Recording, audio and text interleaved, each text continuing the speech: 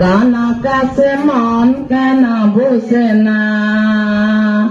আমি কি হয়ে গেলাম আমি নিশতে কি বুঝে না একা একা কেন ভালো লাগে না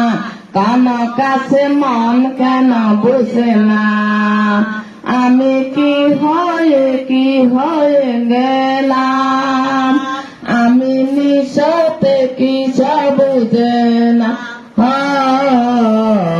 একা একা কেন ভালো লাগে না কানা কাছে মন কেন বসে না আমি কি হয়ে গেলাম আমি নিশতে কি বুঝে না সাধু